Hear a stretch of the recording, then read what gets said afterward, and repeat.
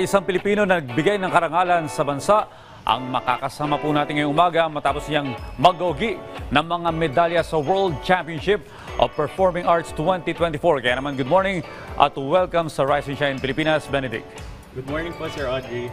Okay, una sa lahat, Benedict, pagdating doon sa may napanalunan mo sa World Championship of Performing Arts 2024, mari mo bang ikwento ano yung naging proseso nito? Opo, nagsimula po ang pagsali ko sa World Championships of Performing Arts sa pag-audition po sa Vista Malls. Ako po ay nag-audition sa Vista Mall, Malolos, Bulacan. Tapos po nagdire-diretso na po siya hanggang sa orientation, pag-apply po ng US visa, hanggang sa makarating po kami sa United States, sa Long Beach, California. At doon po naganap yung 7 days ng competition po. So, nagkaroon po kami ng preliminary rounds, semifinals, at grand finals po. At isa po ako sa 4 na nakapasok na Pilipino sa grand finals po. Okay, 4 yung nakikita kong gold medal mo, ha? Ano Opo. yung mga yan? So, yung 4 po na gold medals po na ito, isa pong gold medal as grand finalist. Tapos po, meron po akong 3 gold medals po para sa iba't ibang styles ng opera, pop music, and country and western music po. And nag-uwi din po ako ng 2 silver, 5 bronze medals, at isang semifinalist badge po. May plano ka ba na sumabak muli sa mga competition in the Opo, future? siguro po paghahandaan po muna natin, pero hindi naman po mawawala yun sa nakikita po natin sa hinaharap. Well, sinabi mo paghahandaan. Paano ba yung preparation pag ganitong klase ng mga competition? Opo, dito po sa W Copa, hindi po biro yung preparations. Kasi hindi lang po sarili, hindi lang po boses yung pinaghahandaan po namin, pati yung aming mga bulsa. So, financially, naghanap po kami ng mga sponsors at malaking bagay po na nakakilala po ako ng mga tao na handang tumulong po sa akin para po makamit ko po yung karangalan po na to para sa bansa. Okay, other than international competitions, pag nandito ka sa Pilipinas, saan ka usually kumakanta? Usually po, nagkakaroon po ako ng mga events, sa corporate events, mga weddings, yan. Madalas po wedding. Marami pong weddings na kinakantahan. Okay, para sa mga ka-RSP natin na gusto kang makasama at pakantahin, kindly invite mo rin sila na i-like at i-follow yung mga social media pages mo. Okay po. Sa akin pong Facebook page, pwede nyo po akong i-follow, Benedict Balagot.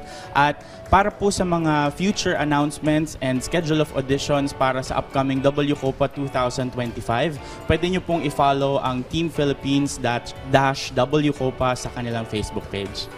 Alright, maraming salamat sa pagpapaunlak ng oras sa aming ngayong umaga, Benedict. Pero hindi na namin pahabain pa itong kwentuhang ito. Kaya naman once again, let us all welcome Benedict Balagot.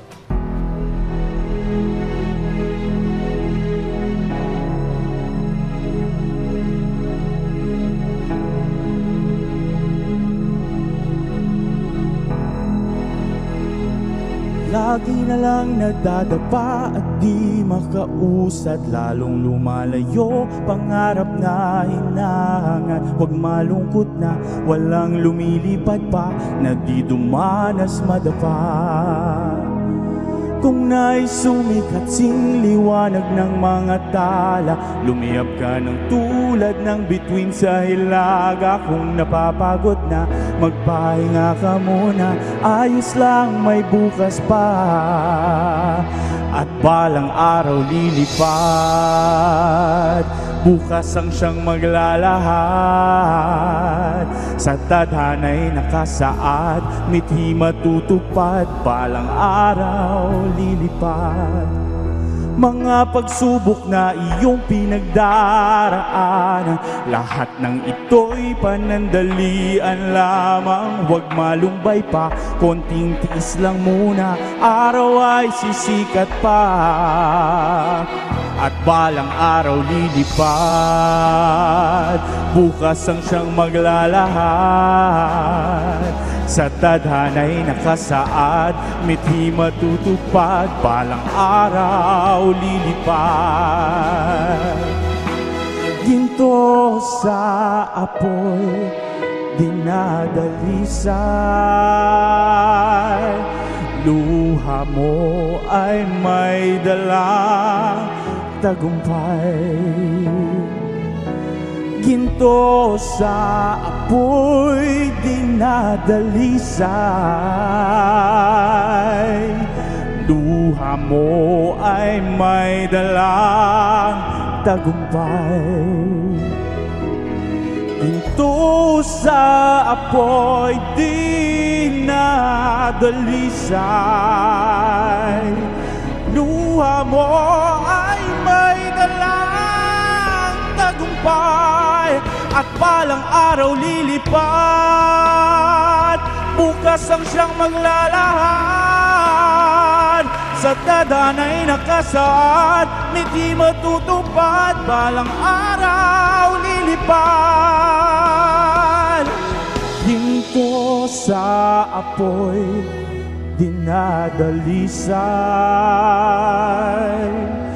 Luha mo ay may dalang tagumpay.